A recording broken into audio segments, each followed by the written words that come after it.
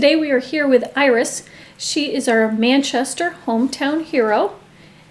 Thank you, Iris, for taking time to talk with us. Thank you. So tell us a little bit about how you got involved with your community cares. Well, I met Michelle. She was a physical therapist for my partner, helping her out through her process of being sick. And I heard about the organization, Your Community Care, and decided to get involved. I'm a volunteer for Your Community Cares. And I have a partner who has an illness, very, well, it's not rare anymore, it's called sarcoid. And with that, I realized how many people are in need besides ourselves. It's very difficult being a caretaker, trying to do everything yourself. My mother went through a process here. She passed last year in this house, also needing services that were hard to find. My partner was needing services and were hard to find. So that's how I basically found Your Community Cares.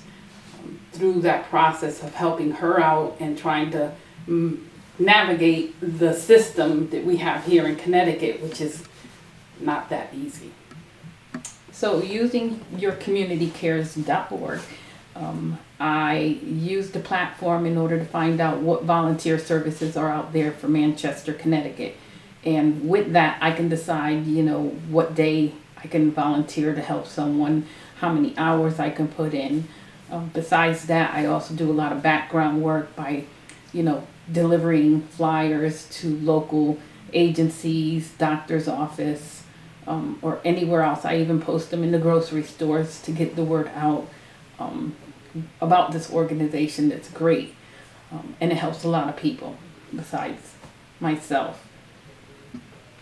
Besides volunteering to do groceries or take individuals out to doctor's appointments, a lot of these people that I've spoken to require or need companionship. It gets very lonely out there with the pandemic. Things have gone really haywire for a lot of these people. That they're mostly homebound and they're not getting the services, or we're not getting the services at that time. That's part of one of the volunteering things you can do is just pick up the phone, talk to somebody, get to know them, go visit them, do a little companionship, go for a walk or go eat, do something, because the need is out there. It's so needed. Plus you get so much from these individuals. The stories they can tell you, their lives of things they can tell you. I even got to meet a man of 107 years old. How many people get that opportunity? And it's incredible, the stories they can tell you. So those are what Your Community Cares is looking for in volunteers. It doesn't necessarily have to be driving anybody. It's just a matter of picking up a phone and calling someone and checking in on them and seeing, hey, how you doing? That's it. So the gentleman I met that was 107 years old, or at the time he was 106, was at one of the events, the Silk City event here in Manchester. I saw him walking around by himself with his little stroller, and he had on a hat that said 106, and that piqued my interest. So I stopped him. We talked for a while. I provided him information on the services for Your Community Cares, and little did we know that he utilized some of those services. So now he is a member of Your Community Cares, and he gets services when needed. So those are the things that, Your Community Cares impact on people's lives. So while I'm out on my daily task, if I see anybody, seniors or people that are disabled that look like they can, use Your Community Cares, I do provide them with a flyer. I keep them in my car for that purpose and on me. So if I see someone with a walker or someone struggling, I basically provide them that information to let them know that this is an organization that's you can utilize, no cost to them, and they can get whatever needed services they need, like grocery shopping, doctor's appointment, or like I said, companionship. So besides volunteering, what else are you helping with? Well, Manchester has a lot of events, art events, and Michelle knew I was an artist, so she sought me out in order to get our name out there, Your Community Cares name, and, you know, work with these events that they have every year. So I've done the Scarecrow Festival, made several scarecrows. I do any fairs that are out there, whatever they need. Currently I'm making stickers for them and a sign, and these are the stickers that are coming out. So Those these are so cute. very easy to make, and it's fun to do. And I'm making a sign, which is on the other side, for any photo ops when we're at any event, you know, in town, or any town as a matter of fact. That's awesome. We'll be looking forward to using those props. Take us through the process of creating some of your artwork. What is Well, your inspiration? My inspiration is everything. I look at nature, I look at weird oddities, I just look at, if you look at my studio, it's actually full of a lot of collectibles, vinyls, toys. Those are things that inspire me. Anything that's odd.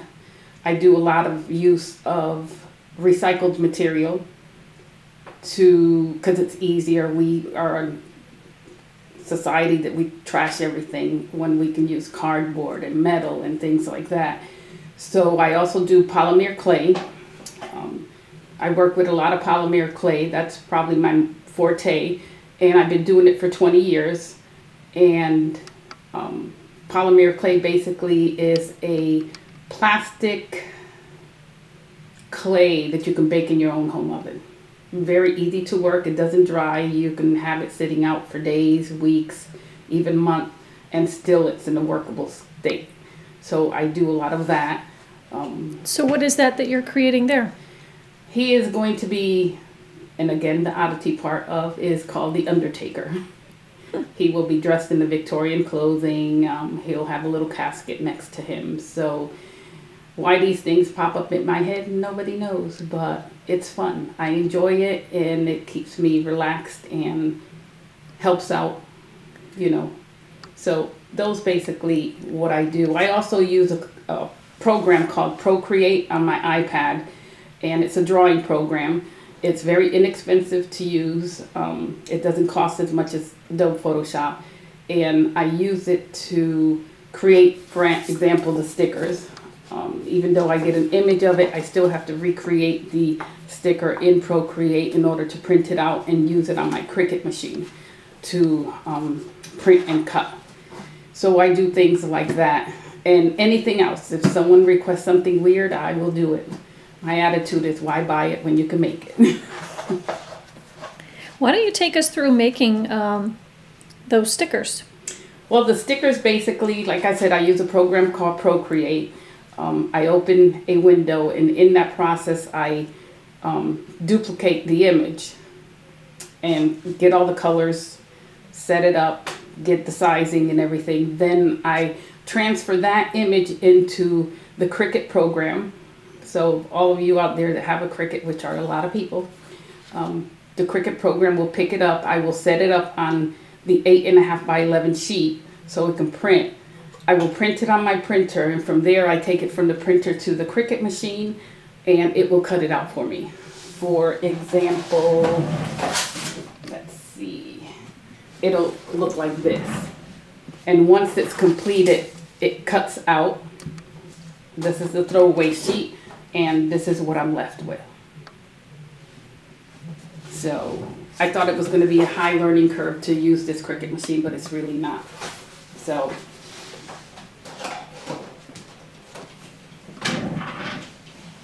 So I do a lot of things. I mean, right now I'm actually trying to mount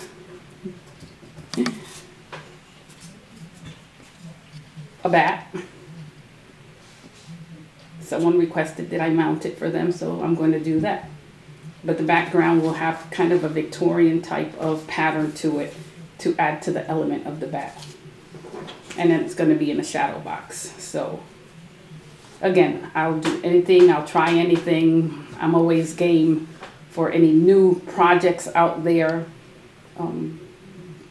new markers, new pens, anything that I can learn. It's basically a learning process.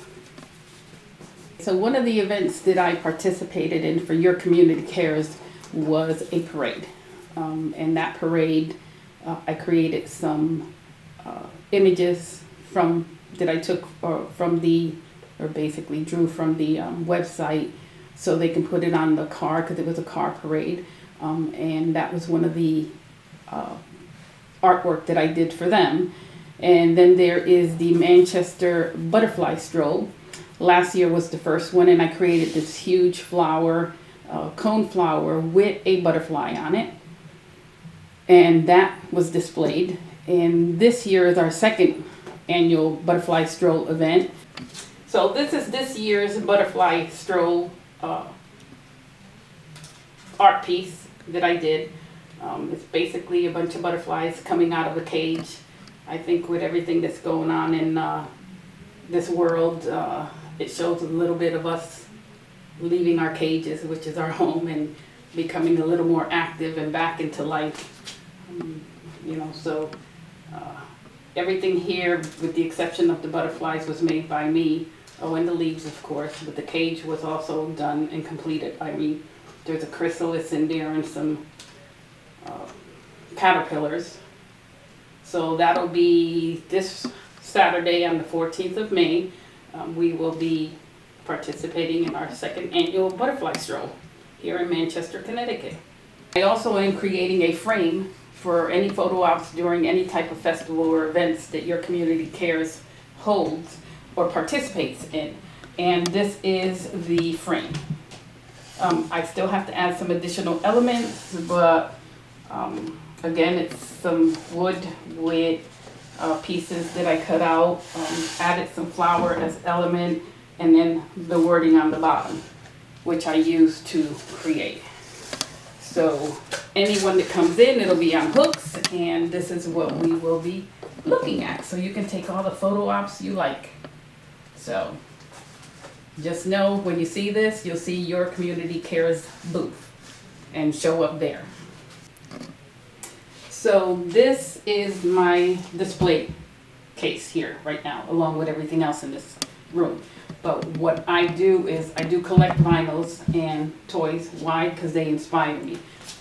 These vinyl toys are very creative. Artists actually create them and they mold them out and sell them. That's how I get inspired with my art. But on top of the display of having stuff here, collectibles, I also have my artwork. For instance, this here. This is made out of polymer clay and epoxy sculpt with a wood base. Everything is hand sculpted and painted by me. So. Does it have a name, your artwork? No. Usually I have a hard time naming anything. It depends on what it is.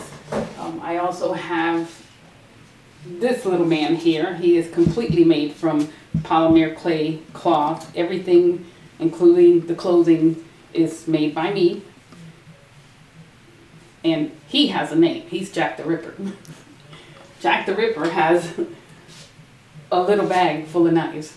So, again, it's that little dark, moody type of art that I can get into. So I do things like that. I also do dragons. I have this affinity with dragons. I've had an affinity with dragons since I was a little kid. Why? I don't know, but I love dragons. Something about them. So I do stuff like this. And here's another one with a little leash on it. And again, it's made from polymer clay. And then these are some recent work which I made. They're stuffies basically. There's a little sheep here and then a little bison here. Again, as you see, I can go from polymer clay to fabric.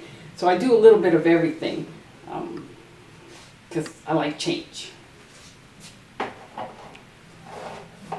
So again, this is some more stuff. My whole studio is basically full of my artwork everywhere because it's just a basement. It's a little, I don't have that many tables, which I need to get. But this is another one. Again, this was made with epoxy sculpt and polymer clay. Epoxy sculpt is a 2-part epoxy or epoxy that you mix together.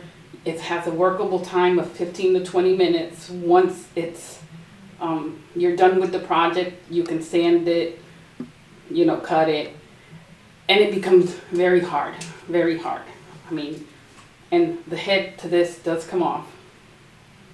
So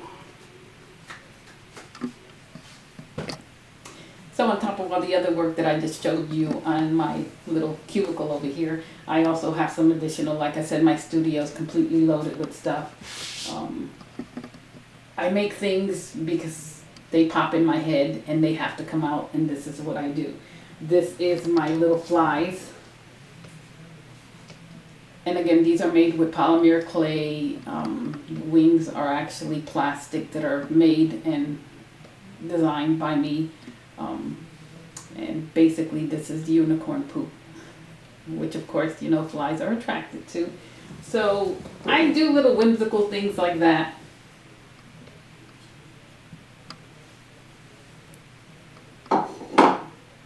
I love bees, I love birds. I feed my birds out here. We have bees. I even have a nest near my door. I love nature. So, again, I try to work with stuff like that. And it does have actually eyelashes that I brought at CVS to place. Last year I also participated in the Fairy Festival here in Manchester. And it was an event where we did fairy doors and we placed them out on a trail in the park. And I did that, and it was great. It was up and running up until October. So several months basically it took. It was so nice because so many people participated. And those are the things that Manchester does, which I think are great. I decided to move into Manchester, Connecticut because I love this town. Out of all the places that I've been in, I like Manchester. And just now, in the past several years, more than that, they are doing a lot with the art community. They have workspace here in Manchester. They have a lot of events, and as an artist, it's just great to get out there to participate in these things. It's just recently that I started participating because I was more of a workaholic. I figured, working is the means instead of doing my art. But now as a caretaker, I need to do that additional income, and to do that, I need to use my artwork. So Manchester, love the place. It's a great area for any artist or anyone just to come out and get out of their houses, especially now that COVID is trying to stream down. So I've been doing art basically all my life, but it's only as a means to, let's say for the holidays, I would create things in order to give to family and friends as Christmas gifts. I would work because my attitude and at my age, that was how I was brought up. You have to work, work, work. So now at my age, you realize that you can change. You can use your abilities. You can change your attitude. I'm no longer working a 9-to-5 job. I am a caretaker, so I have that, and I do that 24/7. But I also can utilize my skills as an artist to continue. So a lot of people say, oh, I'm too old for that. Well, no, you're not. So get out there, from all these years that I could have been a complete artist. It's just now at my age that I'm starting, and it's great. No complaints. So I'm so grateful that Carde Studios can work with your community cares to support Manchester events and work with them to get our name out there, and support the organization in Manchester. So besides the caretaker, I love volunteering. It's so satisfying to see that people can use the help, meeting people, different people. And I also love using my time to create. This is one of the glass holders that I made.